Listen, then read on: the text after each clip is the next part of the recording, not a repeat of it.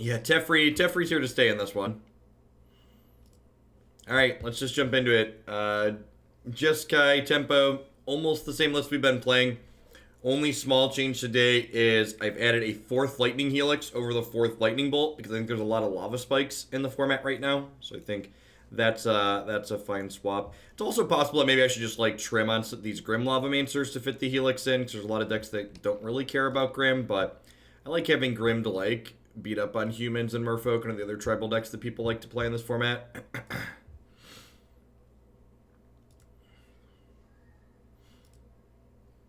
Hey Falls, welcome to a live one. Hope your move is going all right. Happy Thursday.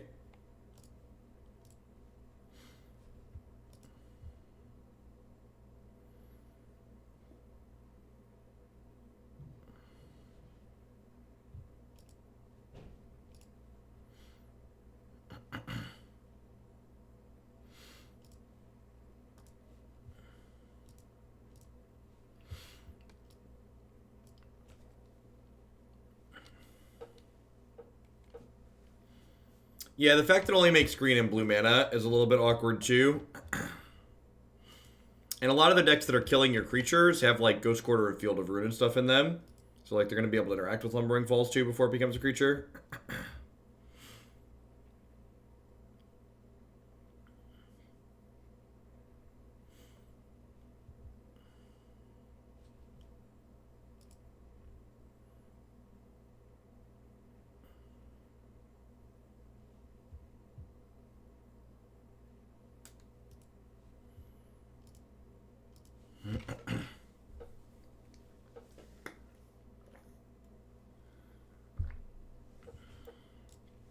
All right, let's dive on in.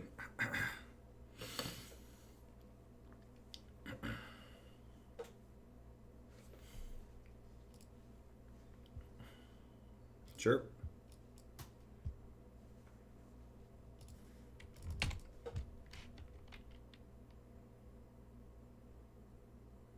Colonnade go. The battle cry for those of us who have made poor decisions in Modern. Botanical Sanctum, Waterlogged Grove, Infect. Oh. Yep.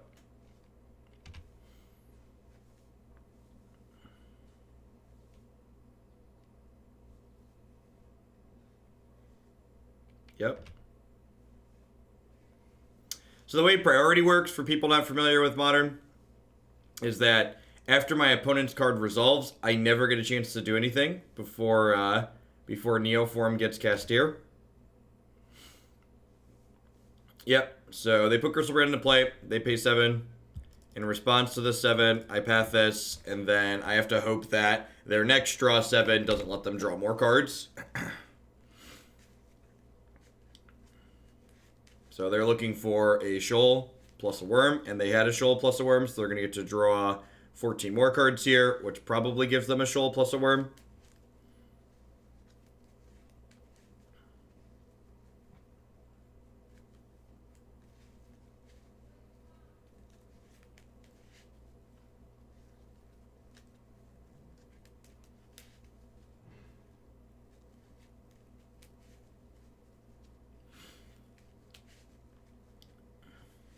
And, like, the best part about Modern is, and by best part I mean the absolute worst, most rancid part, is the fact that, like, in this upcoming ban list update, like, this deck that my opponent's playing probably is not going to change at all. Which is why, like, people complaining about Hagak, I really don't understand it on a fundamental level. Because Hagak isn't really doing anything that the format wasn't already doing. Like, it's doing it marginally better, but, like, in all honesty, it's not really worse than a lot of these other things that, like, already exist and continue to be in the format.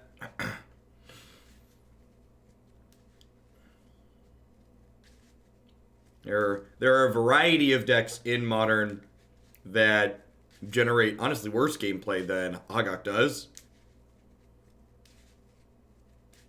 What's going on, Scarfed? Thanks for the 17 months. I appreciate that. Welcome back. Thanks for keeping me around. And they have a 4th Shoal here, I assume.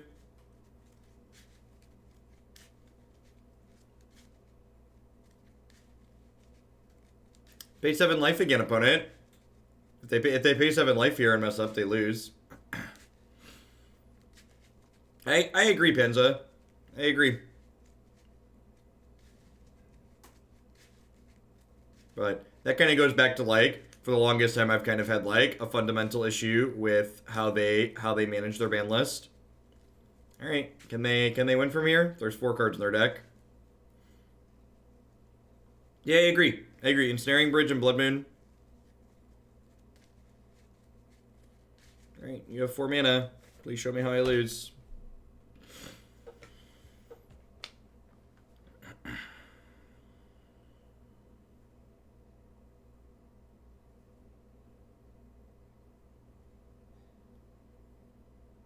Oh, do they just have 4 mana Morphos? Yeah, I guess that would make sense. They just go like Morphos, play. Alright, so that's the 4th Morphos, and there's 1 card in their deck. And they only have 1 more land to cycle Edge of Autumn. Are we dead? I assume we're dead, but I'm gonna make them show me how I'm dead.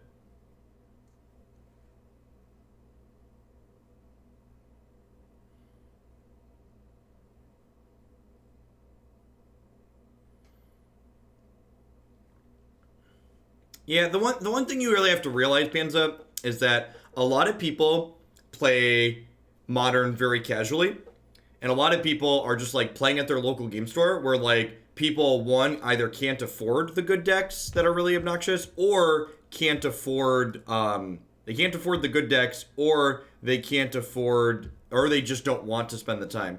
It looks like my opponent's conceded. And this is just a really good example of why decks like what my opponent's playing should just never be legal in Modern. Because even though I won this game, it wasn't fun, right? Like I won the game, but like I just sat here and they just didn't do anything, and that's why I won. And like it's not fun, it's not interesting. It's like why did we bother?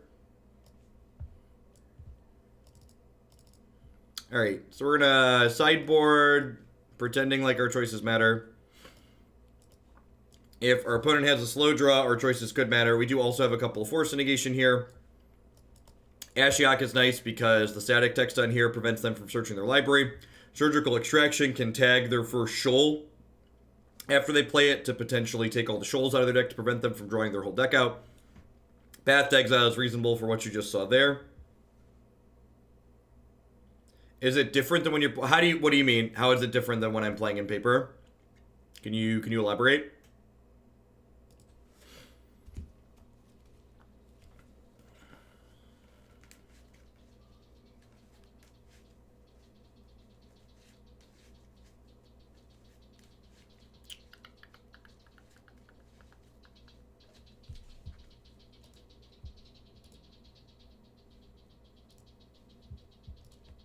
Yeah, that's a Sneaper Keeper.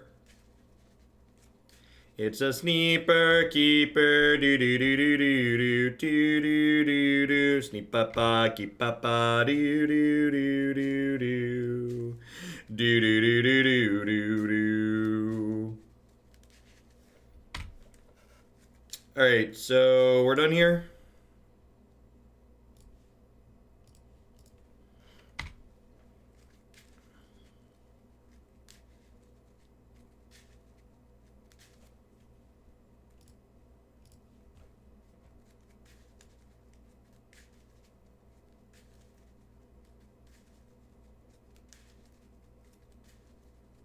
I'm drawing a 1 of Golos in the place of Cavalier in Yarok Field, and it's been good for me. Can't activate its ability, but guaranteed 1 of 2 fields has been excellent so far. Yeah, I think that type of effect is just... I think the problem... While I agree that Golos is better than Cavalier with your Field of the Dead plan, I like having a bunch of Cavaliers makes your other plans just so much better.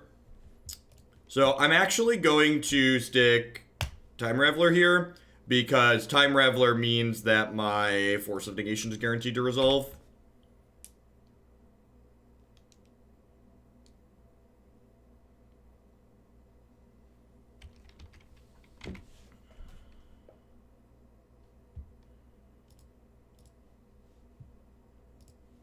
We're just looking for a win condition at this point. He says as he draws Vendilion Clique. Probably going to click this Teferi Time Raveler out of my own hand.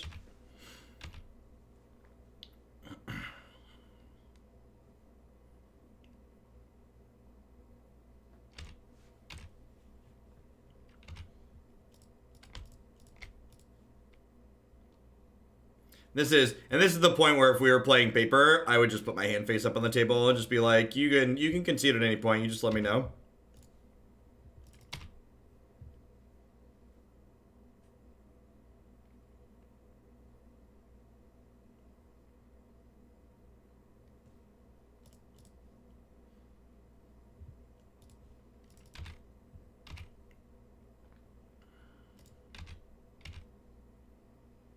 Oh, I guess clicking the Time Raveler out of my hand means I can't alt cast this Force of Negation, huh?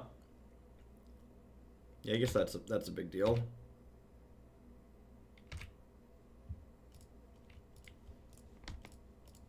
Technically a mistake, I think.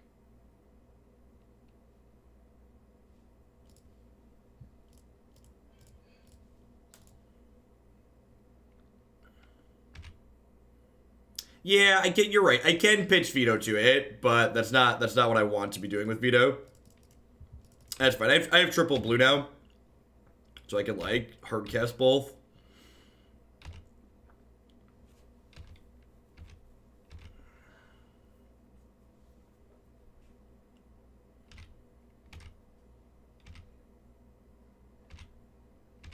Time Raveler means they can't force Pact of Negation me or anything like that.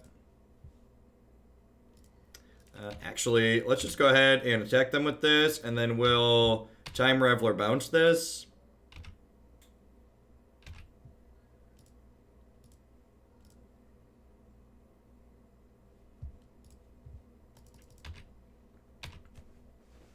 I think it's probably pretty bad against most of the good decks in Modern Craft. We played it somewhat recently on stream last week or the week before. You can find it on YouTube along with my real-time thoughts on it.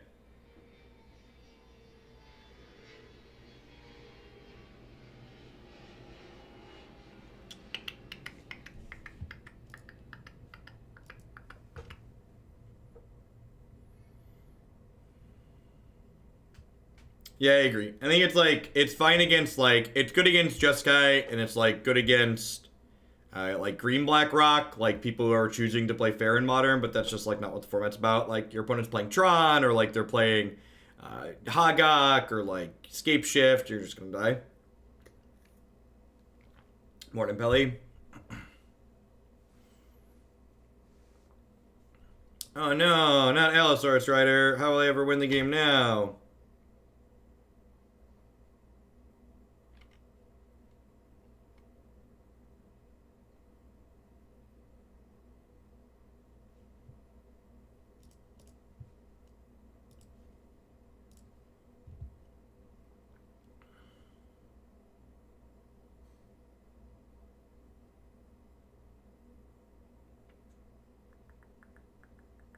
I guess that's technically one way to do it here, right? So like they make me have 2 counter spells. They just can't respond.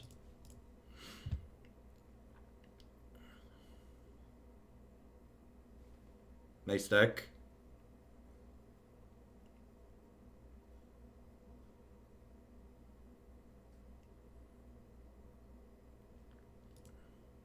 And like, even if they'd gotten a Gristlebrand there, like they were at 7 life and they were pretty unlikely to combo just because the click had hit them a few times.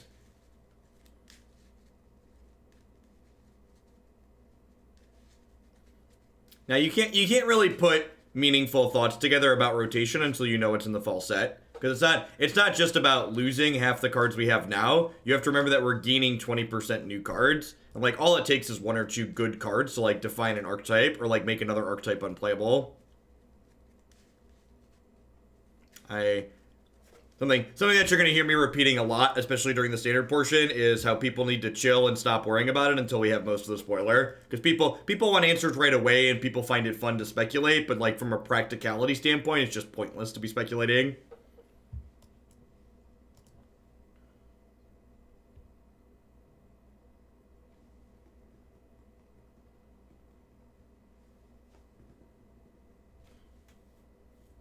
Yeah, Risen Reef's a great example of like a random uncommon that pops up and it's just like, oh look, this card defines 6 different archetypes.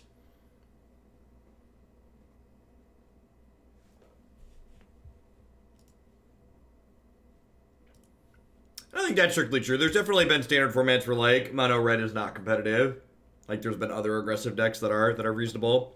This hand's a little bit speculative on the play, but I'm gonna go ahead and keep it. If it's a matchup where there are a lot of matchups in mono where Bolt and Path both have decks. That being said, if they're like playing something like Tron, this hand's probably not great. Yep. And this is a big part about playing a deck like this in Modern. If you're going to play a deck like this, you're going to lose a lot of game ones where you just, like, keep a hand like this. Like, all right, I hope my Grim Lavamancer is good here. All right, I hope my Path to Exile is good here. And then when it ends up not being, you just die. All right, I guess we'll keep that.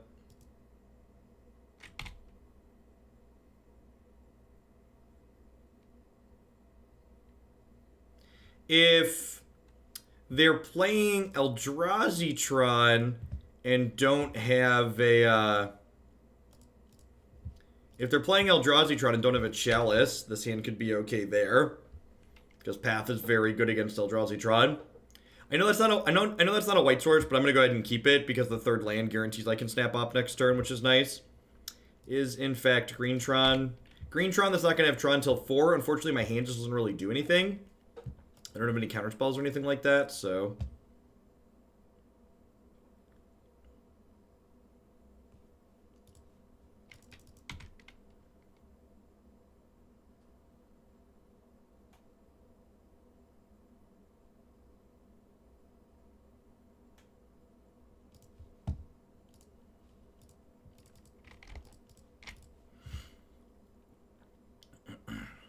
I mean, there's a small percentage chance slash world where my opponent only has like worm coils as a payoff here, and like I get to path my way through them.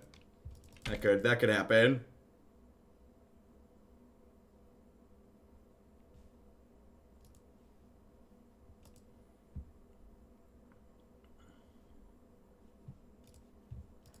Hey, we drew a Vendilion Clique. That's disruption and pressure all wrapped up into one.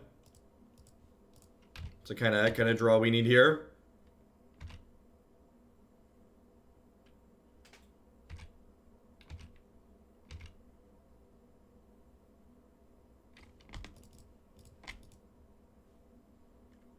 So I'm flashing in Clique here. If I had a Veto in my hand, I wouldn't flash in this Clique, but because I don't have an answer to a non-creature spell that's good here, I wanna try and take their only non-creature spell away. They have Karn, Liberated, and Oblivion Stone. I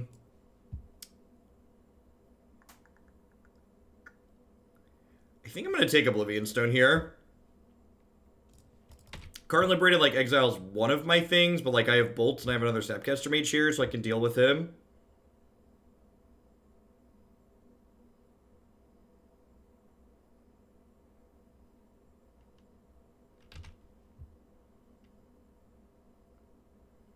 Nah, I don't think that's worthwhile, Paper Skate. I want to resolve my opt and find my white source.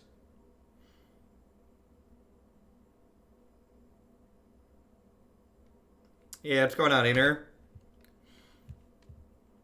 I think we'll probably get to Twiddle Storm next week, if I recall.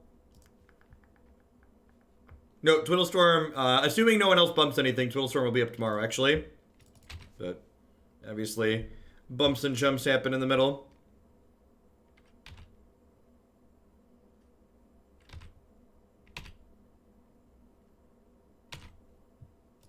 Unfortunately, I've already got all my stuff lined up for today, and switching decks on Magic Online takes a lot of effort and downtime.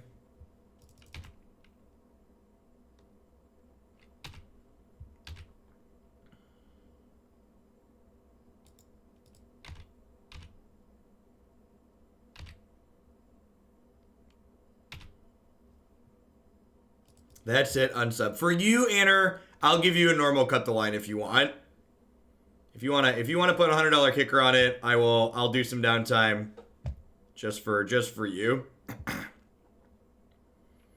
All right, so They already have this expedition map in play, so I actually don't want to play the spreading seas just yet, because like they'll just fetch whichever one I spread here. So I'd much rather have them commit to doing something with this before that happens.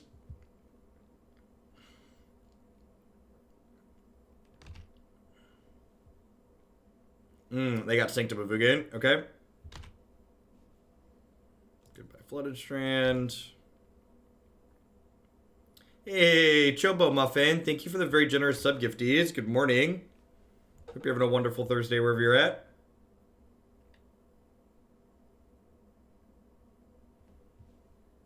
For Twiddlestorm, sounds good.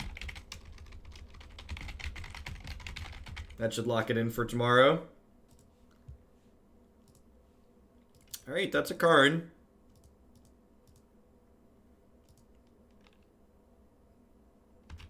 Alright, what would you like to do with your Sanctum of Ugin? So the hand right now is Ghost Quarter Forest, 2 cards I don't know.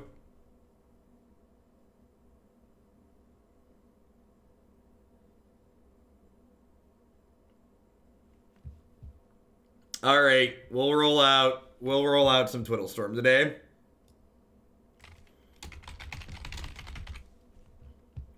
We can do it. Still gotta finish Jeskai tempo. They got a Walking Ballista. Walking Ballista is a great pick here for them, because it means even when I spreading sees them next turn, that that they're still gonna have. Huh.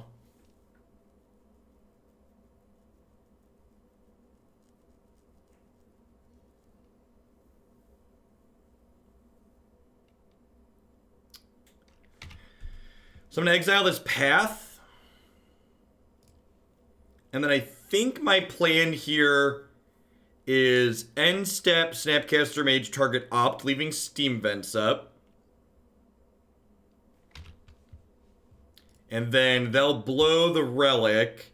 And then I'll end step bolt them. And then they're dead to any burn spell next turn. So we'll snap, target opt.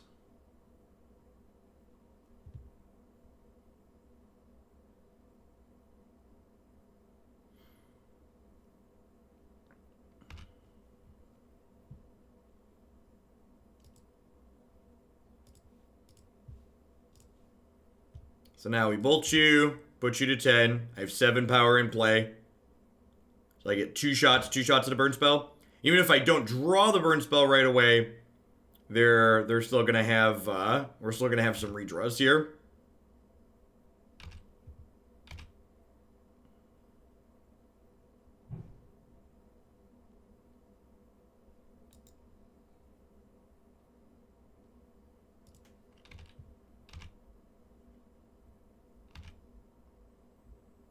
Oh, you know what? I should just do this, right? I just play this and bounce the Snapcaster Mage.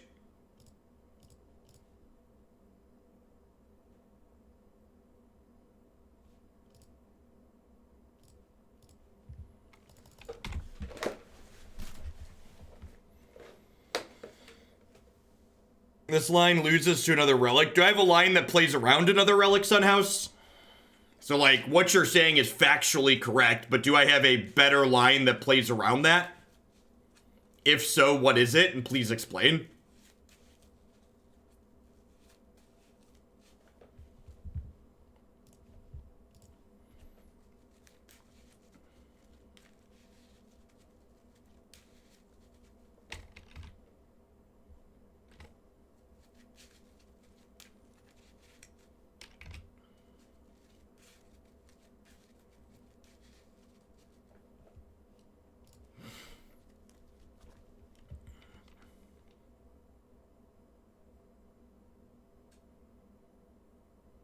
Yeah, we're not even guaranteed dead to this. We just like have redraws now.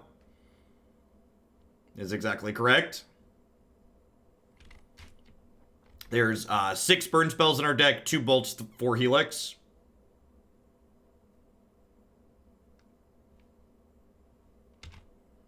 Okay, this is smart. It takes us off of Helix as an out.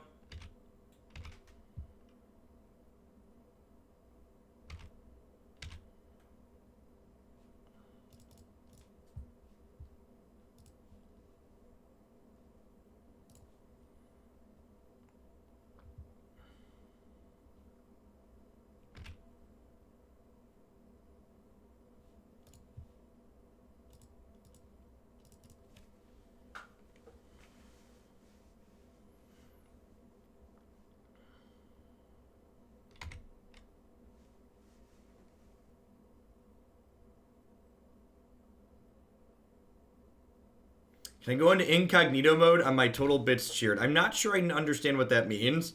Like, can you hide the number of bits you've cheered? Is that what you're saying?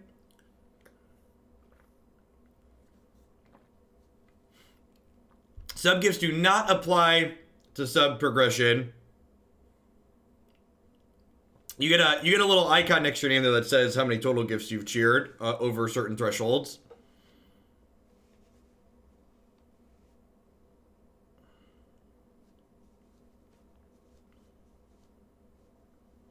Yeah, there's nothing on Twitch that lets you jump over the month subbed progression.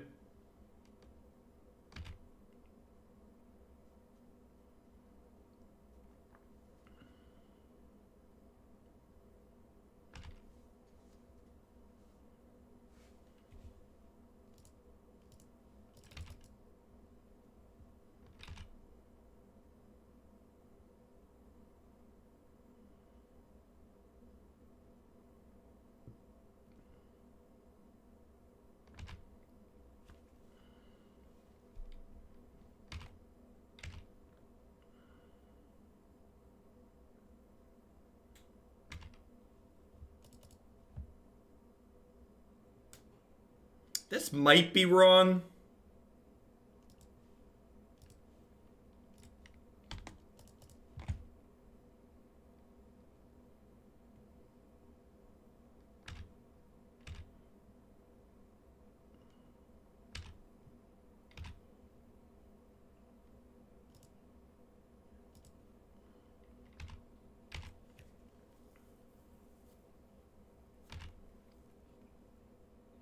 And now that I drew this other Snapcaster Mage, I think I just pass here.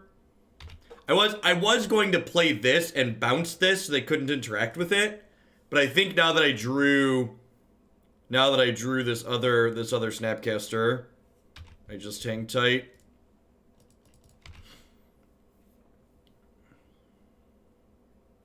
They have Blast Zone over there though. I assume that's going to 2.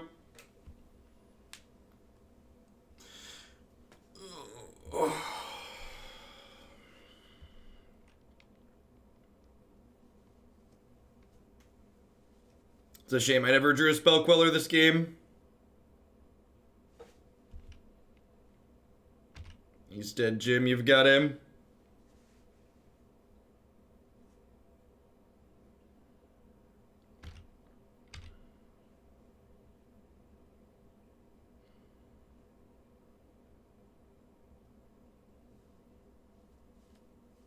Yeah, we have 2 bolts and 4 helix in our deck.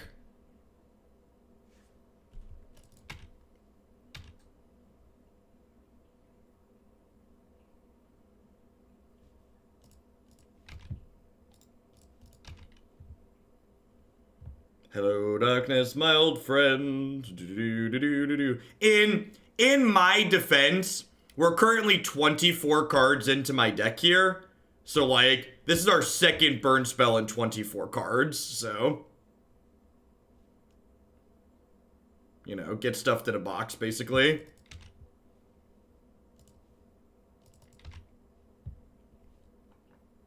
Taking game 1 against Tron's pretty big. I think that means we're definitely ahead in the set if we take game 1.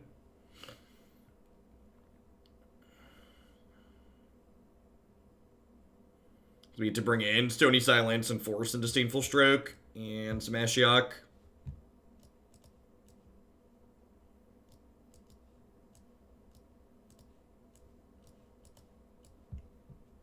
To trim Grim Boy and Lightning Helix. Oh, I want this Stroke as well. Maybe I don't want both Ashiok here. Yeah, the second Ashiok could be... I guess Teferi Time Raveler's not that good. I don't think Surgical is worth bringing in here because we don't have enough ways to actually destroy lands. I think the minimum number of ways to destroy lands needs to be 4 or more to have Surgical be worth bringing in against Tron.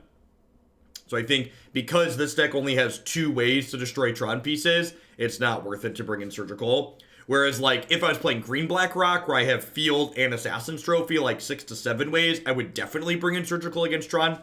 But in the context of this deck, I don't think Surgical is good in this matchup.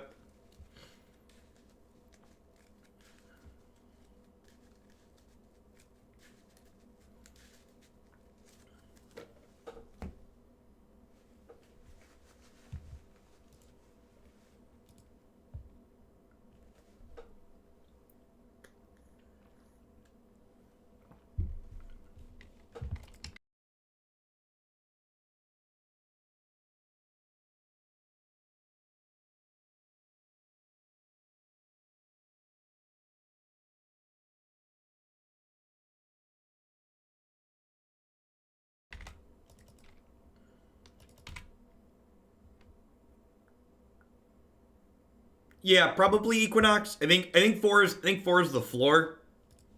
I think Surgical's like I would refer to it as a replacement level card. So like if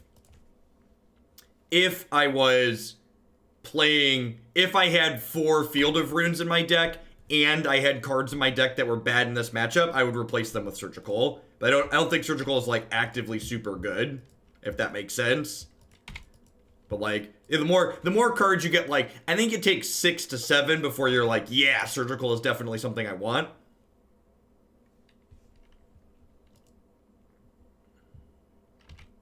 All right, so Stony Silence is one of those cards that's like a 2 or a 10 in this matchup.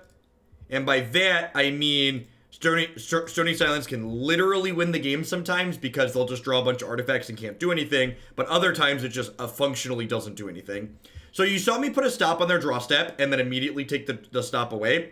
And the reason for that is because I drew this Force of Negation. So if I didn't draw the Force of Negation, I was going to stop on their draw step and click them. But because I drew Force, I had both Force and Path here. So I have answers to both creatures and non-creature spells. So I'm gonna go ahead and just force that. And now if I don't draw another counter spell here, the counter a non-creature spell, I'll draw step click. But let's wait and see what we draw for the turn. And we drew another Force of Negation. So I'm just gonna go ahead and pass back. Now, passing here could bite me if they have Tron Peace Ulamog, is something worth noting here. So if they have Tron Peace Ulamog, I get in trouble for not clicking them during their draw step here. That's a pretty specific thing they have to have, so I think it's worth just holding the Force of Negation up here, because the downside to clicking them if they don't have just one threat is that they're gonna get to stick a different threat.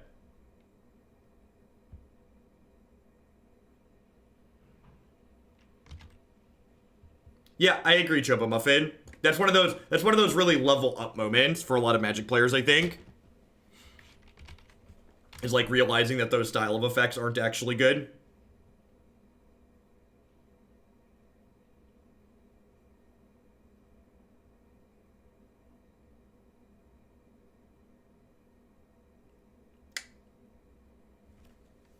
Huh?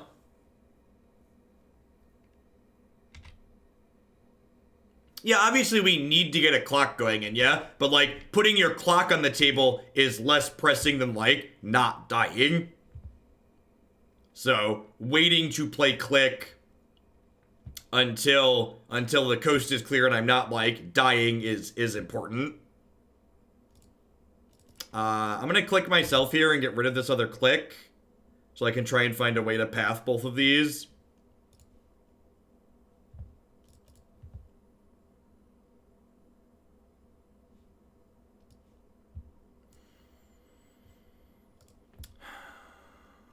So, pathing the Thought Knot would give me another card, to, like, give me more chances to draw a way to path the Wormcoil, but the Wormcoil lifelinking is a really big deal.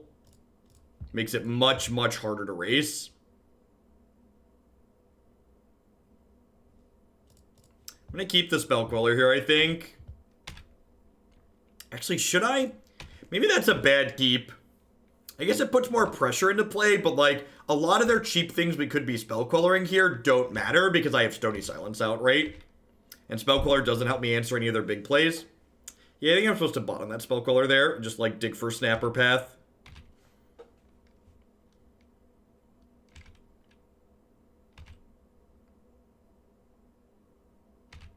Yeah, it helps against exactly another Thought-Knot Seer, but, like, if they had another Thought-Knot Seer, they would have played it last turn, right?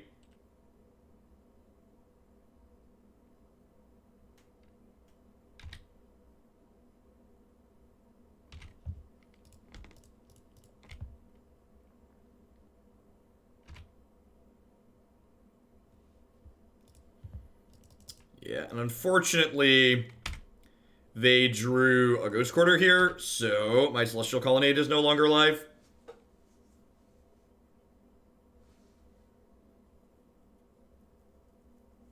And I think this is a point where we're double blocking this Thought-Knot Seer to give us more draws to try and find a path to deal with this.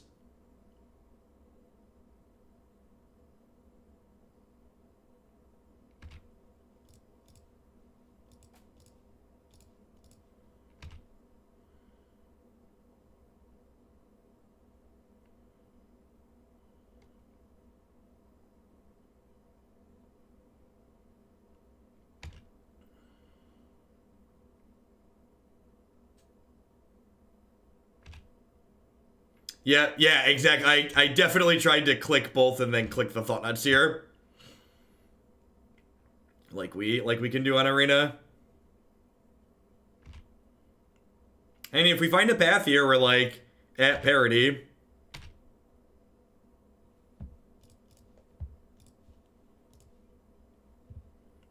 Hey, Malaris.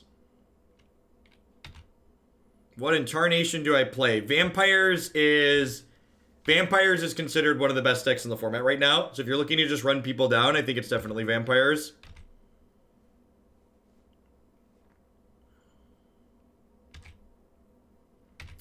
So this Clique blocks for a turn, and obviously I could block plus bolt this Wormcoil. But I think I'd rather just take the bolt out of my hand and try and draw a path to Exile here.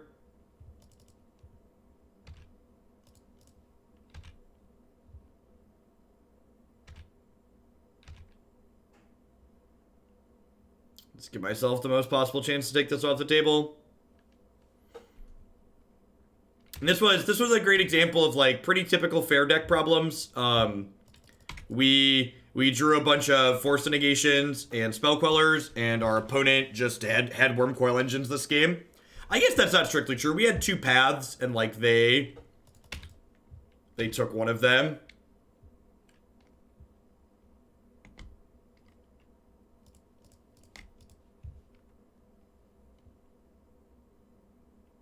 Like, the problem with these fogs is, like, we're not dying, but, like, at the same time, my opponent's going to 35, so, like, even if I find the Snapcaster Mage here, but have a really, really uphill battle, there's, like, almost very little chance that I kill them before they redraw out of it.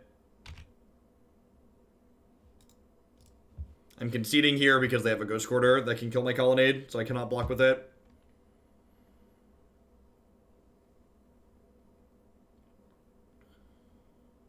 Any mid-range suggestions? Mid-range decks are largely unplayable in the standard format, Malaris. In addition to Nexus of Fate destroying mid-range decks, Field of the Dead is a format staple from M20 that effectively renders mid-range decks unplayable. Tef is good against Wormcoil. Disagree.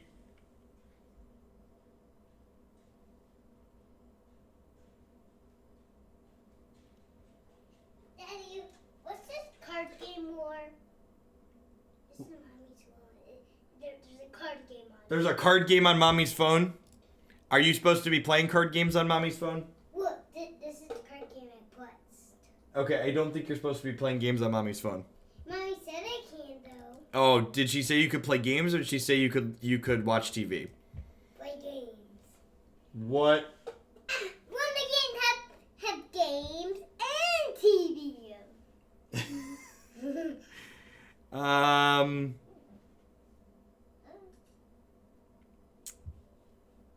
This could go either way. Can you head back upstairs, bud? Daddy's working right now.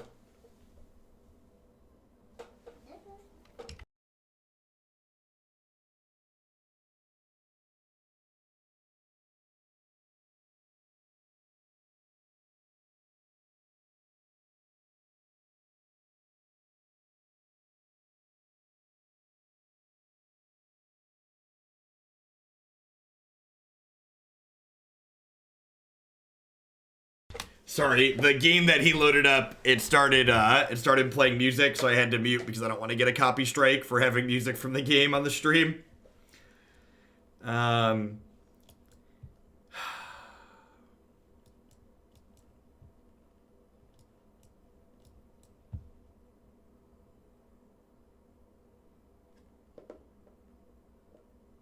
Instead of me telling you you're wrong, Prime, tell me why you're right. Tell me why I should bring Abrade in and what I should be cutting for it.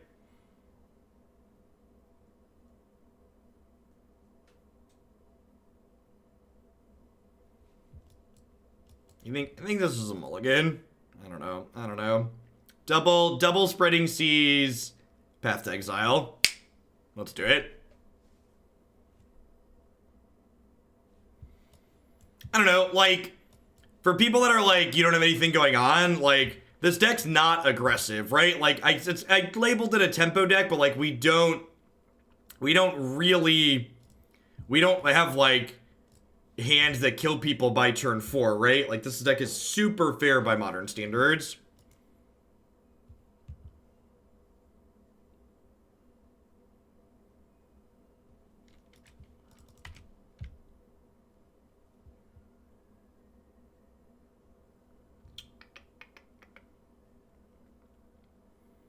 Morning, Southern Wizard. Let's grab a Steam Vents here. 1 Stony Silence, please.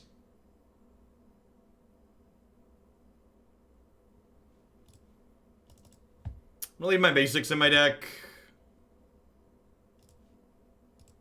I think, for now at least.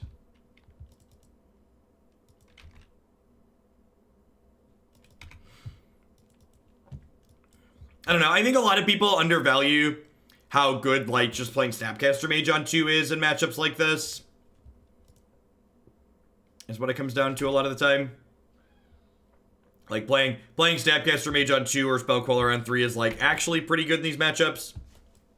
Just any amount of pressure in play is good while you're doing your small amounts of disruption.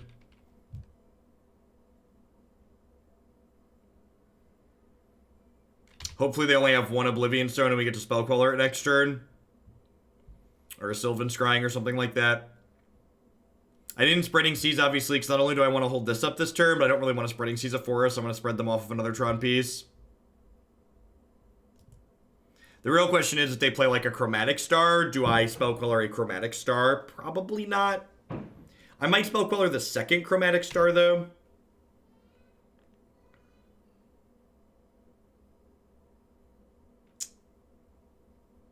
Alright, I'm deploying the Spell Queller this turn regardless, so I'm going to Queller this Relic.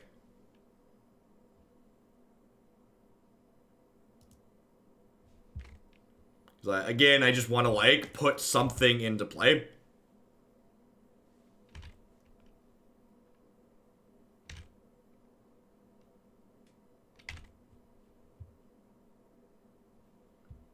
Now, there could be some merit to...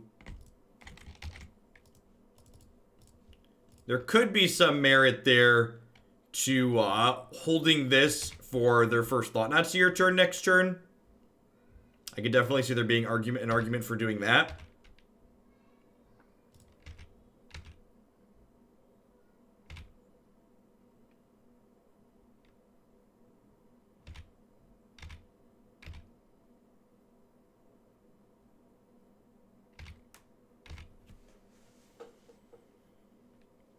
The Ashiok's actually not even a terrible draw here, because it gives us something to pitch to Force of Negation, so if they, like, play Oblivion Stone, we're probably going to force it.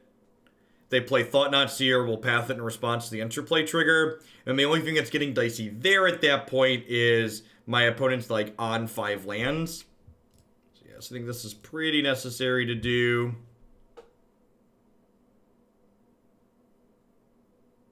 One of the things that's interesting to think about there, and something that I'm actually not sure of in this deck, I don't know that Force of Negation is, like, actually meaningfully better than just, like, playing Negate most of the time. Like, so far we're 2 for 2 on this card just, like, being worse than more copies of Dovin's Veto.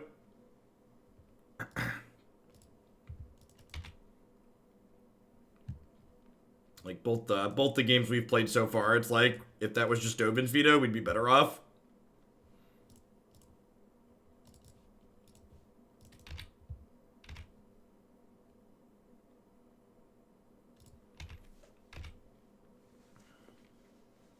Like, I get to play an Ashiok this turn if that had been a Dovin's Veto.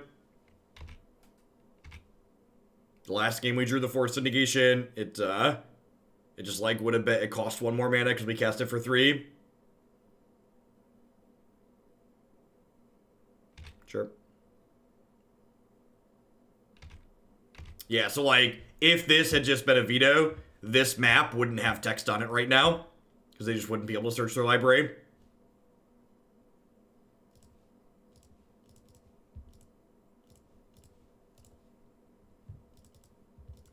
It might be wrong to bolt them proactively here, because if they play, like, Karn for just, like, 7 lands, they could, Lightning Bolt could finish that off. Stroke's a pretty good draw here.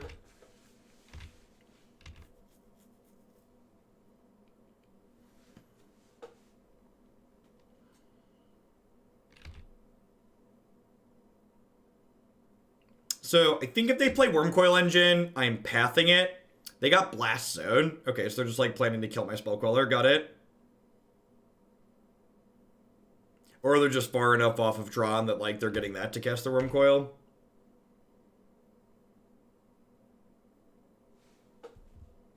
Field of Ruin's a good draw. Let's just kill this Blast Zone. Keep our Spell Queller in play.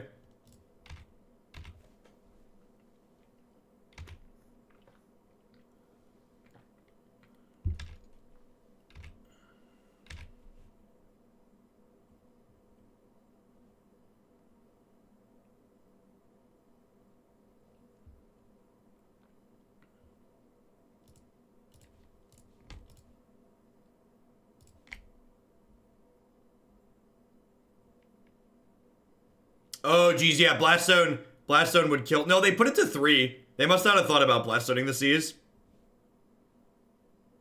Either way, whatever they're planning to put the Blast Zone on, we're getting rid of it with Field, and that was a good draw. Alright, they have 5 cards in their hands. This is part where they play, like, 7th land, and then, like, card me for the next 4 turns, and I die. We are at 9, though. The problem is they have life from the loam. That's the problem. The problem is my opponent has life from the loam and everything sucks.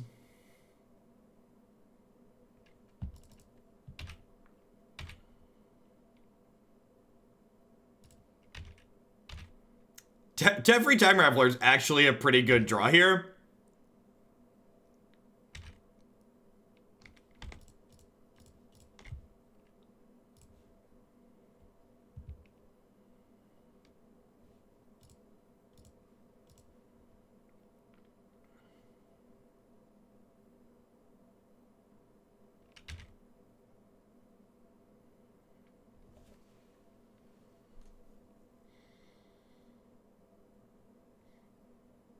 If I bounce Seas and try and cast it targeting Blast Zone, they will simply sacrifice Blast Zone in response and then get to loam it back again.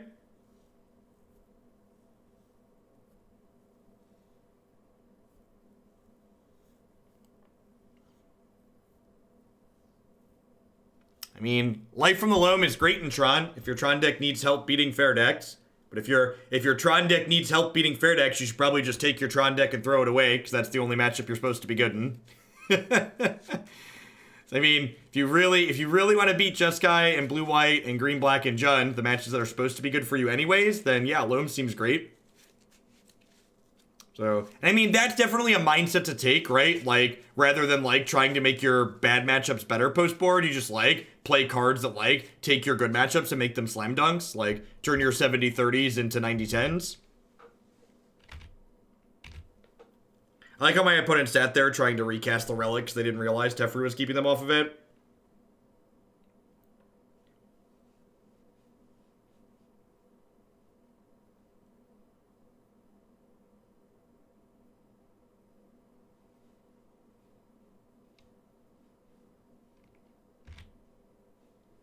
So now, here's the real question. Do I draw step, click them?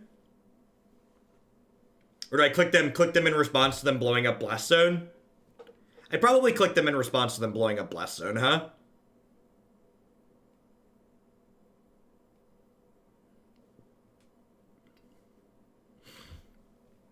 The issue is that they have 5 cards. They're just passing. That's so good for me.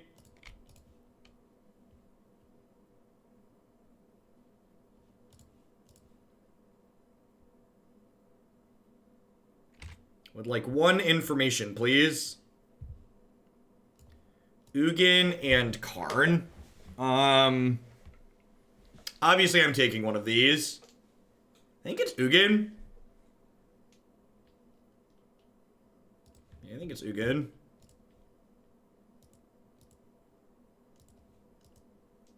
They get the option to dredge if they want. They chose not to. Unsurprising.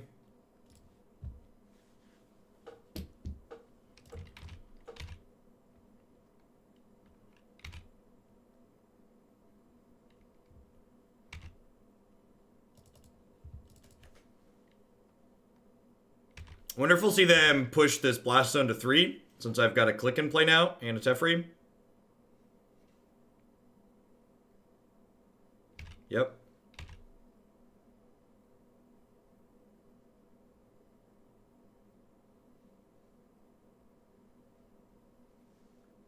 No, Enya, because they will have mana for both, because they could blow a Blast Zone onto you. They could also crank Blast Zone to 3. So there's a lot of ways in which that goes bad for me.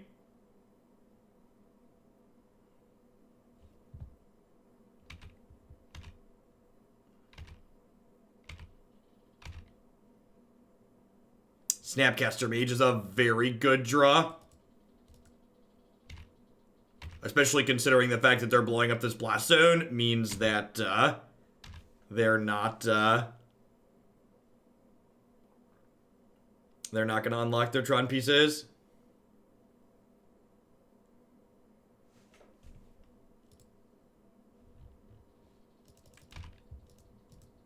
Dealerino.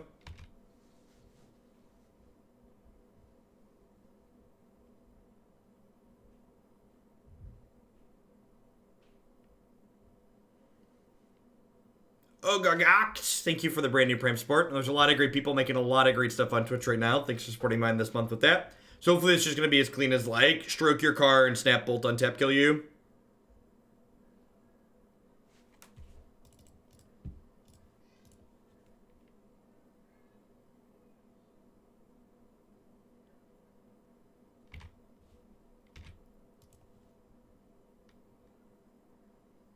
Now I can talk back to the talkie box, man. Welcome to Hoglandia. Hope you're having a wonderful Thursday wherever you are.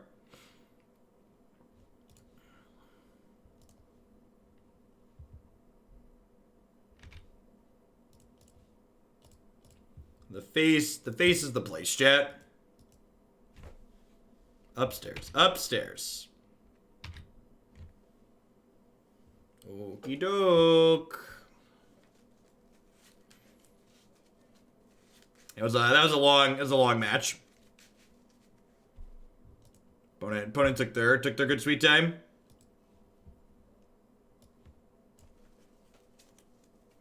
We're always up on clock here. I play Magic very quickly.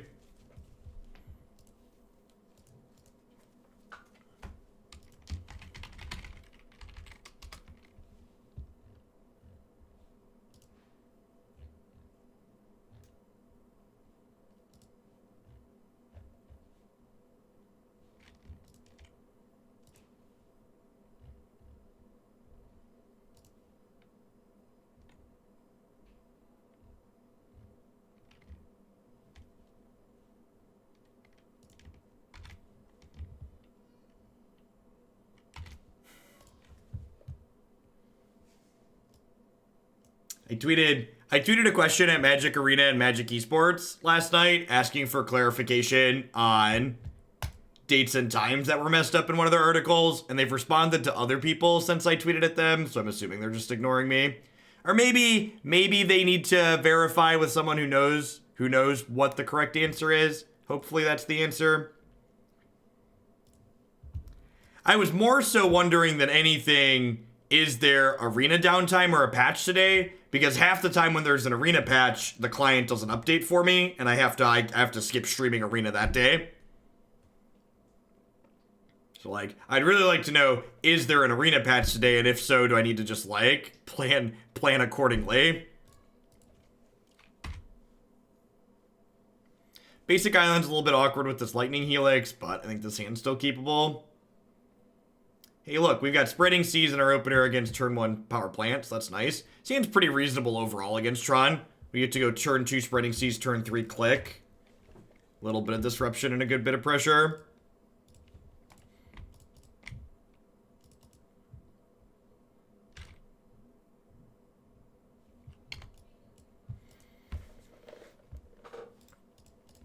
Plan to stop on their draw step next turn so we can click them.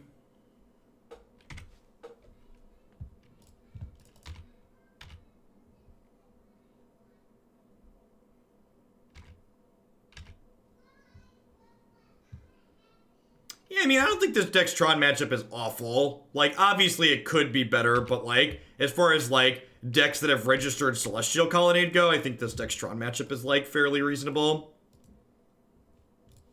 They could be Eldrazi Tron too, that's true.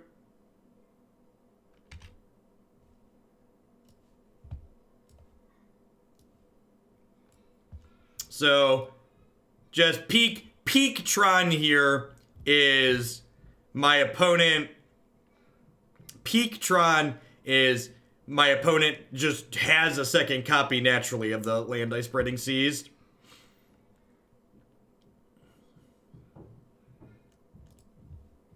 It's gonna take their Chromatic Star because it cycles or their Spheres because it cycles anyways. Wiggin, thanks for 11 months, I appreciate it, welcome back. There's a modern MCQ that's like 45 minutes from my front door that Matt wants to go to next weekend. And I've driven further for less to set a low bar. Maybe I should have taken the Relic rather than the Sphere, just because of the potential of drawing Snapcaster Mage, he says as he draws one. Yeah, that might have been correct. Because like both Relic and what's it called? Cycle?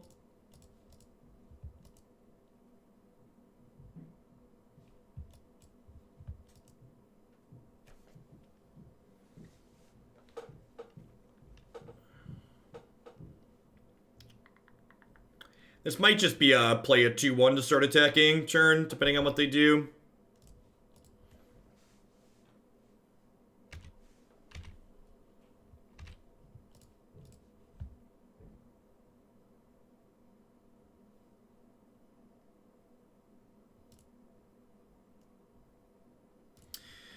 So I'm going to top that because this burns their Relic.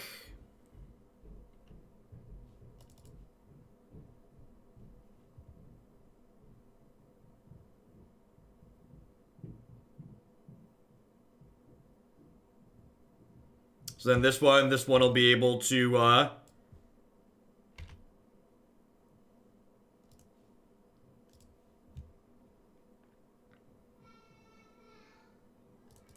it's a shame I don't have one more land here. Oh no! Oh no! I timed this awful. Awkward. So this is still on the stack, so now I lose my opt here. I was just trying to get my auto pass on. That's fine. I probably want to snap back a Helix anyways. I was probably happy to snap back an Op next turn. That's awkward. Alright, another burn spell's not a terrible draw here. This puts them to 12, and then I have 9 points in my hand right now. Have a good one, Wizard. Catch you later. Blast Zone, sure. That's pretty slow, though. So, I have Bolts and Helix that kill them next turn. So I have 5 draws in my deck that are lethal. You're asserting dominance, exactly.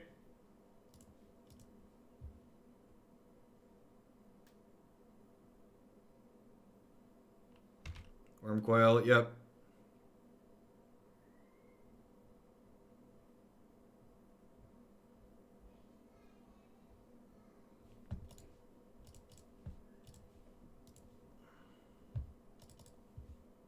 Oh, they're dead, right? The click kills them?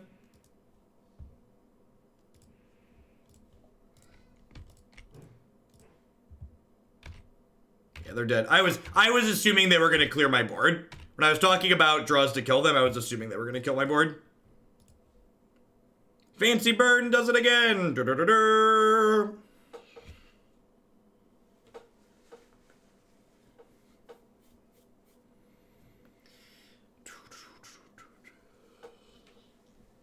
Yeah, sure. It's not on board. It's on board once we play the Snapcaster Mage. They're dead. They're dead to what we have.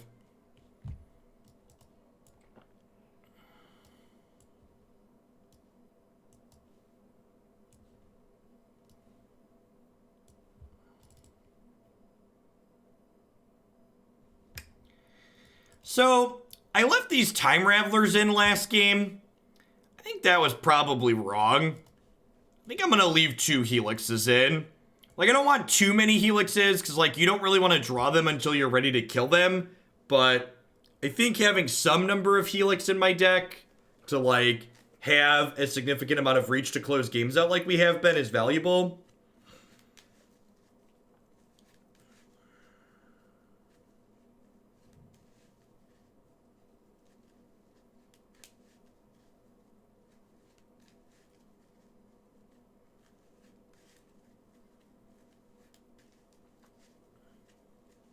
That's funny, Wildfeather.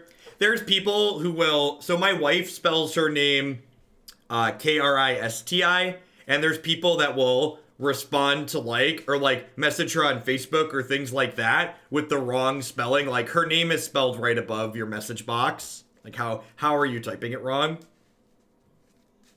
Do I want to breed for O-Stone? I don't know.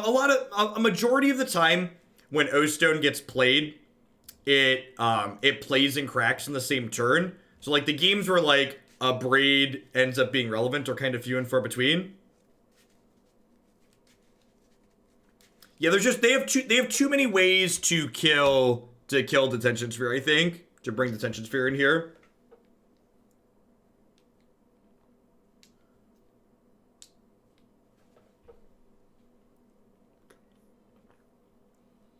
My opponent's mulligan to 4.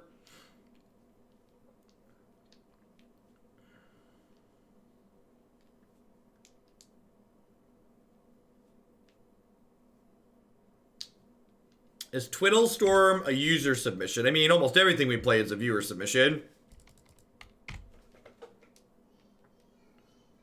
If they go Tron Piece Scrying, I'm going to cast Force of Negation, right? I don't think I force a Stirrings, though. Is this deck more... This is my favorite deck in Modern right now. I don't think it's tier 1 by any means, but I enjoy the play patterns, and I think it's relatively competitive. Play an artifact.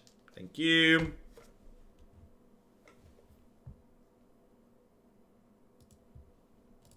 Alright, you're like 30 seconds away from a timeout, Onset Nonsense.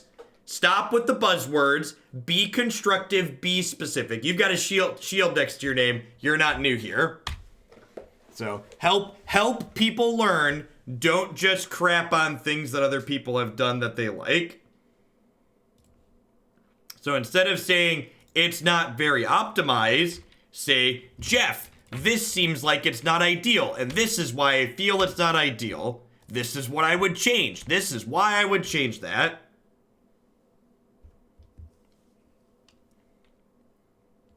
Mig, thank you for the 3-month resub. I appreciate that. Welcome back. Thanks for keeping me around.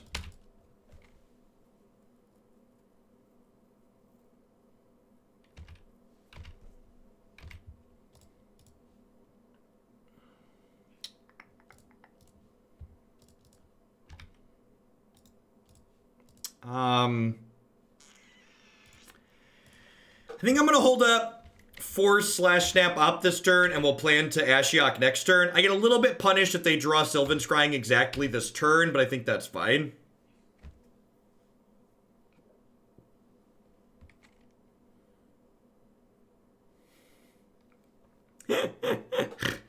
Oh, Magic.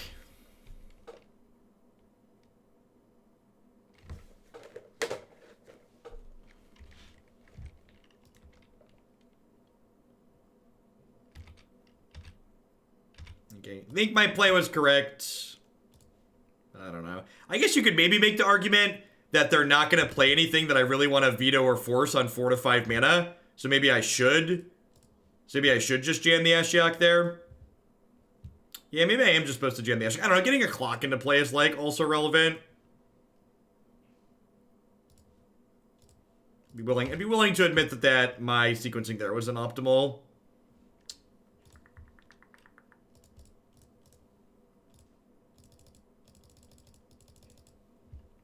They're pretty unlikely to deal damage to this, so I'm just gonna randomly mill them.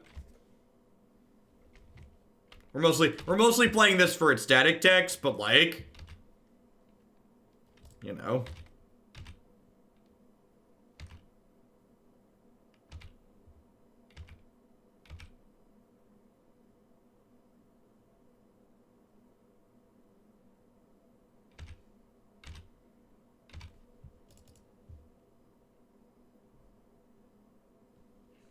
So, hot take on set nonsense. If you are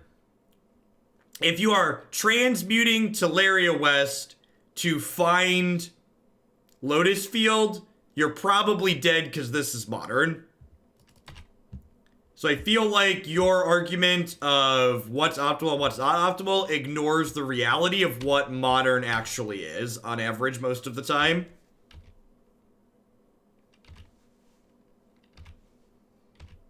Because, like, what? You're going to, like, transmute Teleria West for field on turn 3, play field on 4, combo them on 5? Probably with, like, 0 interaction in the middle?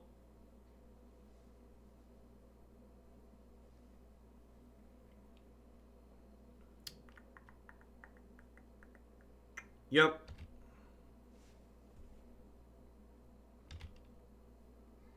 You combo them as you play field. Sure, so replace with turn 4.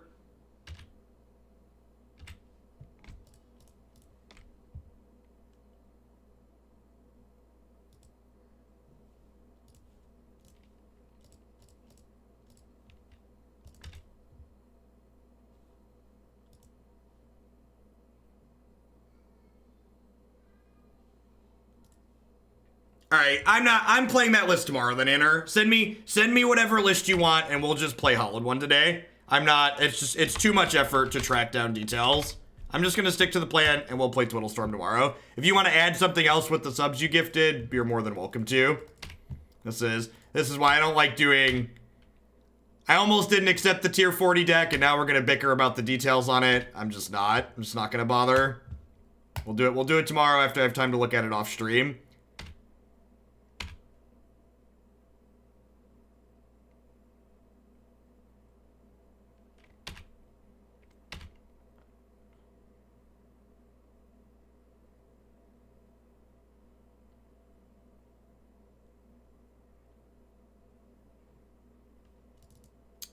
So, if they don't have another Worm Coil here, we might actually kill them next turn.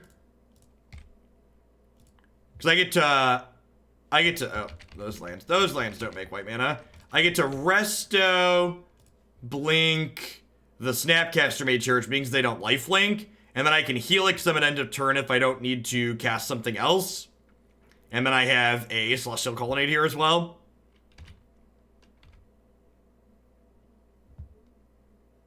Send me a MTG Goldfish Link Anner of the deck that you actually want me to play. Because I just grabbed Diva's latest iteration. And I had someone else transcribe it. Ugin the Ineffable. So we just go ahead and do this. Pitching this. And then we Helix you and then we untap and kill you.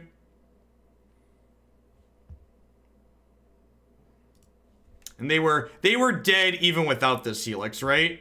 So I have 3, 4, 5, 6, 7, 8, 9, 10, 11. So again, I didn't need that Force of Negation to be Force of Negation. It could have just been a Veto or a Negate. And that's something I'm thinking about. Like, I'm not convinced that these Force of Negations are worth playing. They shouldn't just be like more vetoes.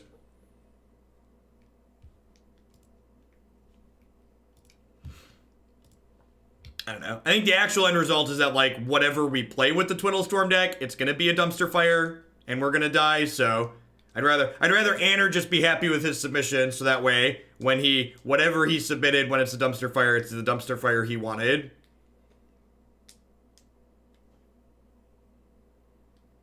Naja Mage, thank you for the very generous tier 2 resub. I appreciate the 8 months. Welcome back. Thanks for keeping me around. Yeah, hopefully we can find, like, humans or a creature deck to beat up a little bit. We've beaten Tron twice and then Neoform.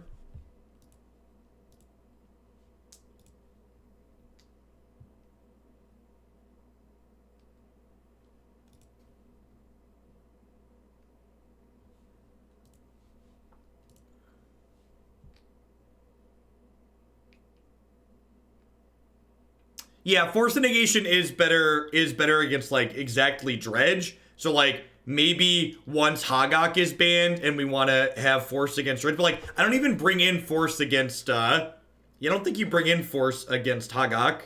Because they just don't have enough non-creature spells.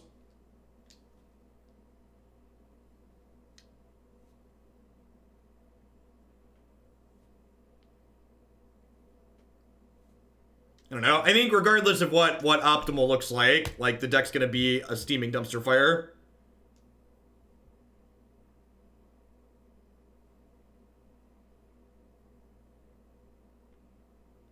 So, like, part of the reason, Anner, like, I'm looking at this now, like, I saw these other iterations, like, why is this better than just playing Storm?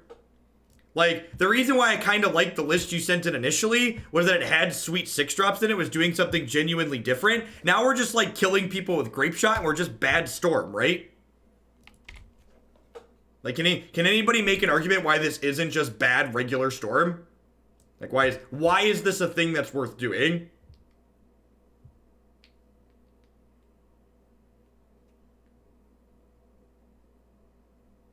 Well, I don't have anything for their deck to Nature's Claim, Paperscape.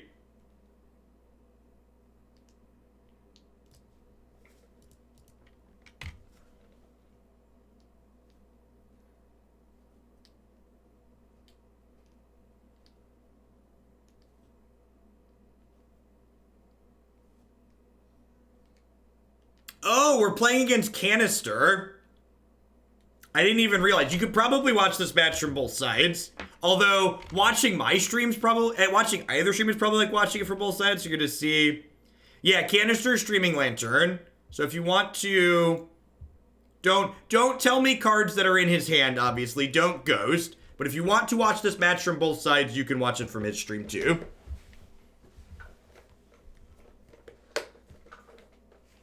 And normally I concede very quickly to Lantern Control, but I actually think this deck has a reasonable game here. We've got Stony Silences and Detention Spheres post board, along with Teferi Time Raveler and plenty of counter magic.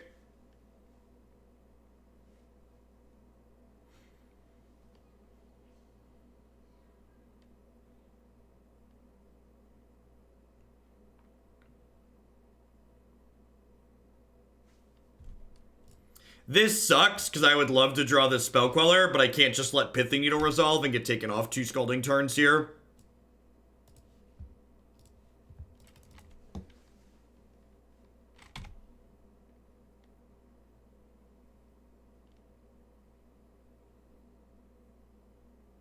So if I didn't have the Tarn, I think the second Tarn, I think Queller's good enough in this matchup, honestly, that, like, I would just let this resolve and lose a land, but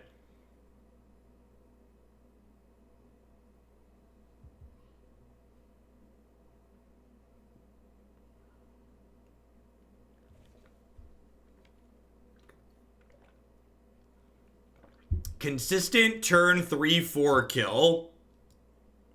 I don't believe you, but let's find out. I feel like if the deck was actually a consistent turn 3-4 kill, it would have popped up in results already.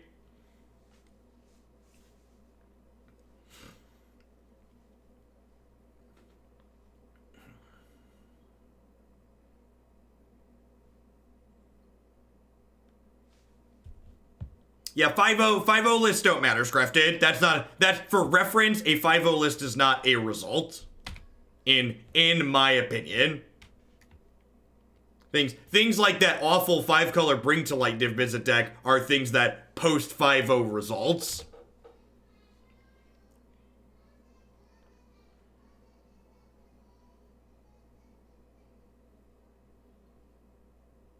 They grabbed Inventor's Sphere here. That'll probably be what we pull the trigger on the Spreading Season.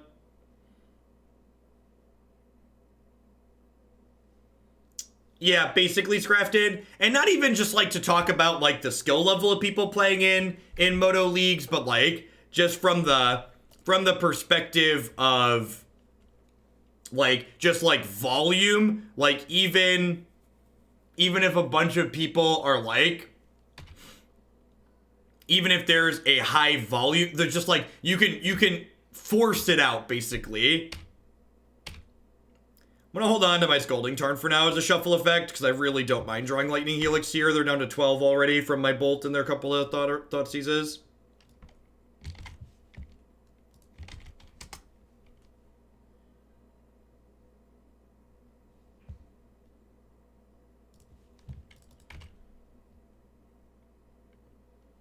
Yeah, if you play any deck enough, you will eventually 5-0 with it.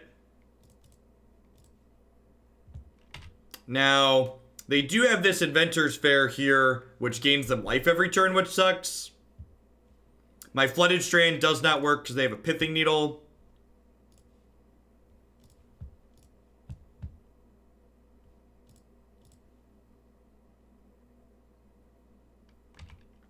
Spell Queller's not a bad draw. We'll leave that there for now. I'm just like, anything that would like attack every turn. It's a really safe bet, Anner.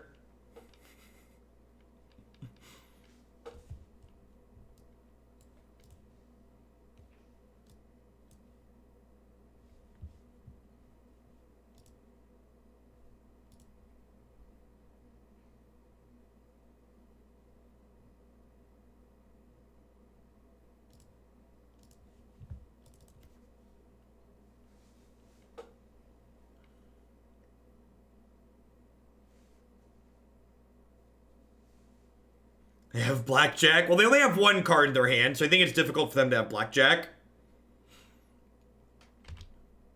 Also, Canister's currently down 2.5 minutes on clock here, so I think there's a pretty good chance that I just like make them kill me if they're gonna be behind on clock. So buckle up, it's gonna be a long one.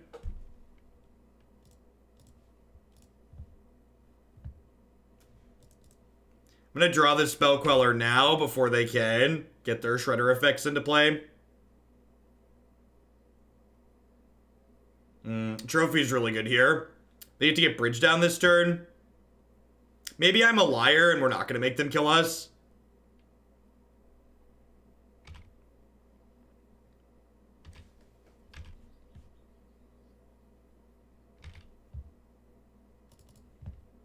God, waiting for them to kill us sounds like such a poor use of my time. Yeah, I got stuff to do today.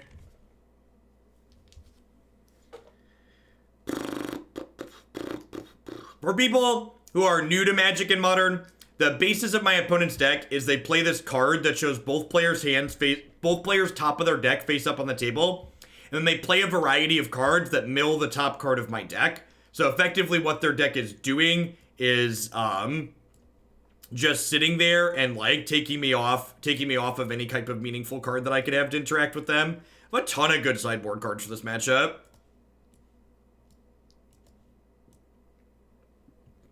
We have like a lot of good sideboard cards for this matchup.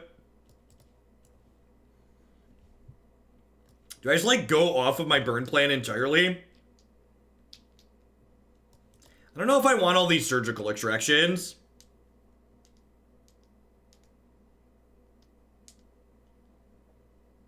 Maybe I don't want Disdainful Stroke. It like counters exactly Whir. And like maybe Tezzeret if they have that. That seems narrow. And then I'm gonna split the difference and cut one of each of these, I think. Do I want these? Or are these better as just like Bolt and Resto? Might just be better as Bolt and Resto. Yeah, Surgical's probably not worth it. I'm gonna leave the Bolts in as a little bit of reach.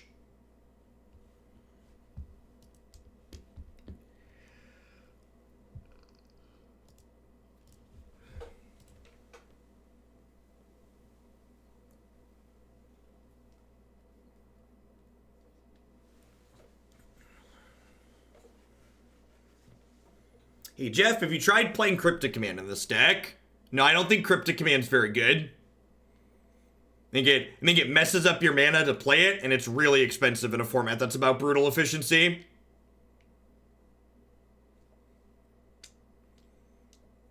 I have 1, 2, 3, 4, 5. I only have 19 blue sources in my deck.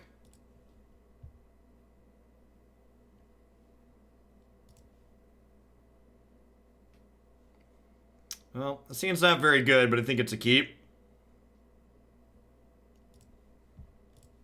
I know there's plenty of people who have played Cryptic Command with as many blue sources or even less than I have in this deck, but those people are greedy and stupid.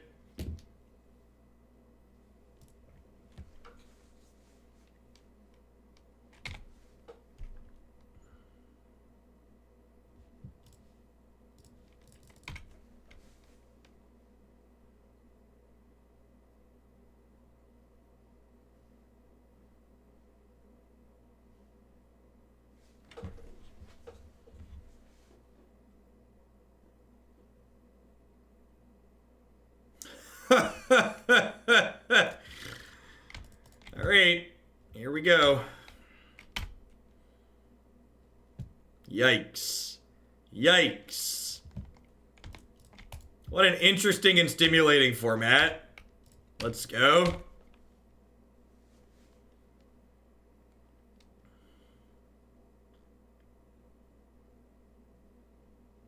The part where they play in Staring Bridge. This format.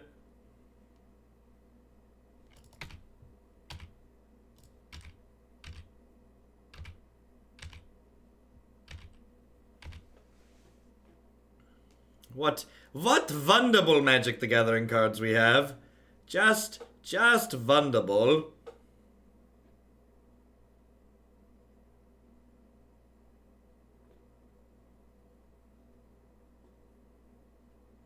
Yep.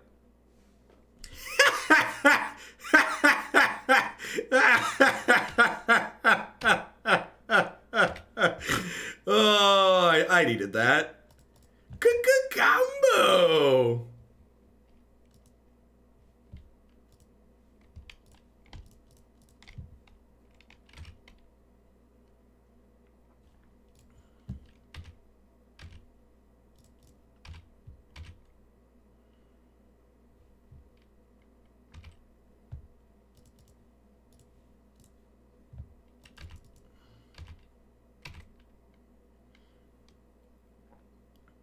Good morning, Paula. Thank you for the very generous tier 3 sub. I appreciate that. Welcome, welcome. Thanks for keeping me around. Hope you're having a good one wherever you are.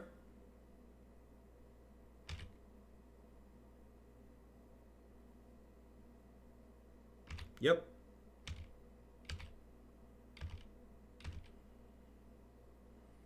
It's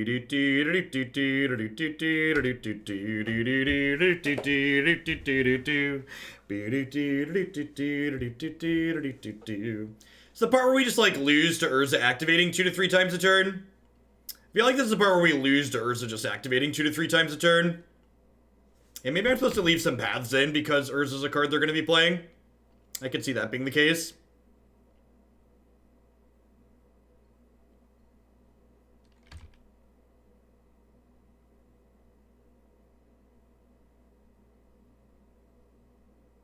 This is good. I needed this.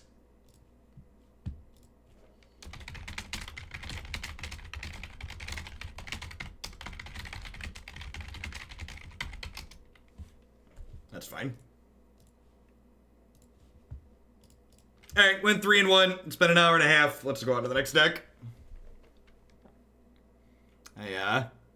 I'm gonna skip that MCQ. Modern blows. Let's play this Twiddlestorm deck. That was enough for me to get that out of my system. Double Tron into Lantern. Let's not go through the effort of having someone mail me a deck and then spending money to mail it back to them and then spending an entire Saturday to experience that.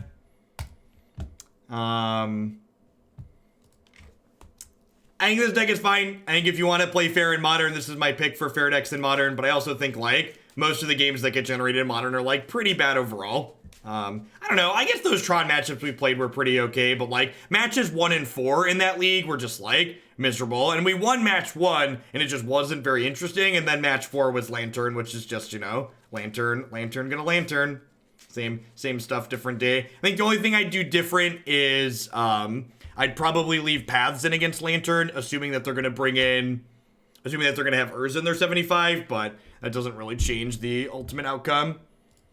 All right, we had a bunch of sub-gifties to push Twiddlestorm into today, so I have to take 5 minutes and get cards for that, so I'm going to do that real quick. And by real quick, I mean it's going to be 5 to 10 minutes, so sorry.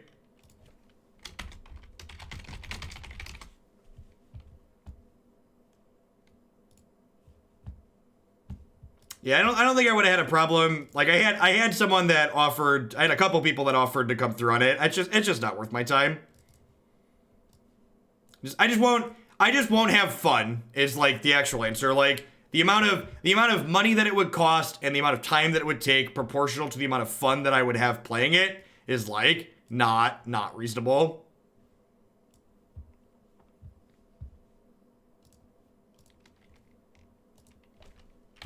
Every time, even when I'm playing a deck that I kind of like, it's like you have too many matches like Neoform and Lantern, where like, at least on Magic Online, where like you play against Neoform or Lantern on Magic Online, and you're like, okay, this is just like, I can like concede, move on to the next match and play right away, but like, you play against Neoform or Lantern in a paper tournament, and you're like, all right, now I have to wait 50 minutes to my next match, or like, I can't concede to Lantern even though the entire match just kind of sucks because like, I came here and I don't want to like concede a match.